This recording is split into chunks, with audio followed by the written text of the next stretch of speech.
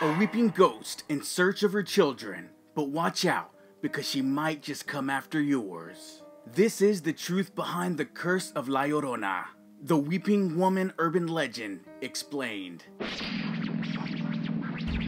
What's going down, Mouse Nation? And today we're going to be discussing a Mexican urban legend, one of the most famous Mexican urban legends that are out there. We're talking about La Llorona. And with the Curse of La Llorona hitting theaters, I've been getting a ton of questions about the truth behind this urban legend, this myth, this monster. It's a legend that all Hispanic kids have heard.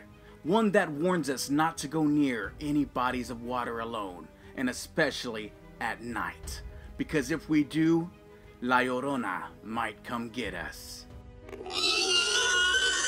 And there are a ton of different variations of this urban legend, but some date as far back as the conquistadores. That's right, from Spain. That's one thing about Hispanic parents. As we get more into Central and South American lore, you'll find that urban legends are used to strike fear into the hearts of children so that they'll do the right thing. And this is the same way that many other places all around the world use religion or their own lore. And as stated before, I've heard so many different variations of La Llorona that it's hard to tell which one is the truth. But that's exactly what we're going to do today. We're going to talk about the truth behind the Curse of La Llorona and the actual tale behind this myth. The good news is that she is especially easy to spot, especially in the middle of the night. A tall, thin, supposedly beautiful woman with long black hair and extremely pale skin. She wears a long white gown and can be found near bodies of water, crying and searching for her children.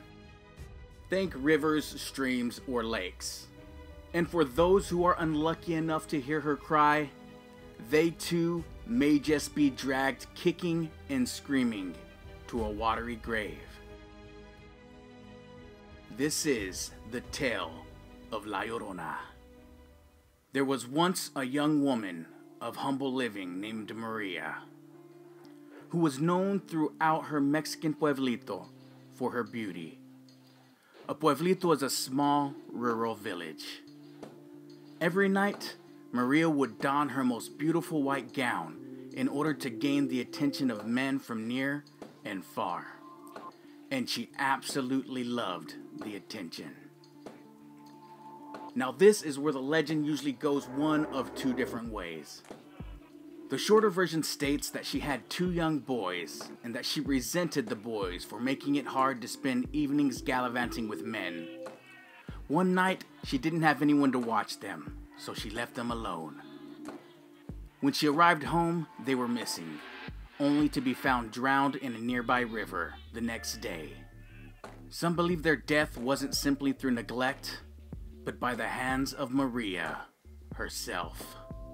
The second version of the legend states that Maria was a very loving and caring woman.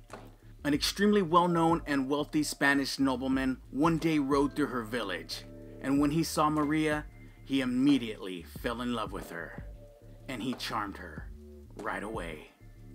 They were eventually married, which thrilled Maria's poor family. But the nobleman's father wasn't happy at all. In fact, he was angry. Angry that his son would marry a woman below his class. The new couple built a home in Maria's village in order to escape the wrath of his father, and eventually had two children together. After a few years, the nobleman began to fall out of love with Maria. He began drinking and womanizing, leaving town for days at a time without saying a word to the saddened Maria. One day, Maria and her two boys took a walk near a river close to their village when her husband came by in a carriage. He ignored Maria and introduced their children to his new woman, dressed in lavish clothes, and then left as quickly as he came. After this, Maria became enraged, and in this fit of rage, she threw her two children into the river. As they drowned, she realized what she had done and ran to save them. But it was too late. She would then run through the village streets, screaming and crying at the top of her lungs.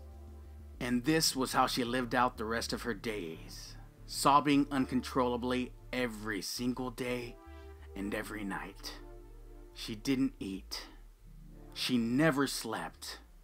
She walked up and down the riverbanks, waiting for her boys to come back, hoping that one day they would come back.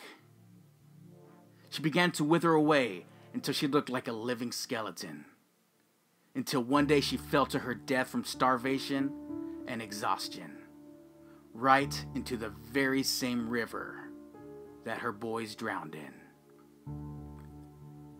When she got to the gates of heaven, she was immediately refused and sent back to live between the land of the living and the dead. Her punishment, an eternity roaming the earth, looking for her children, weeping, never to find them. But who does she actually take as her victims?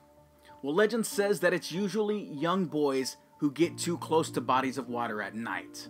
But others say that she'll take anyone, even full-grown men and women, as her victims.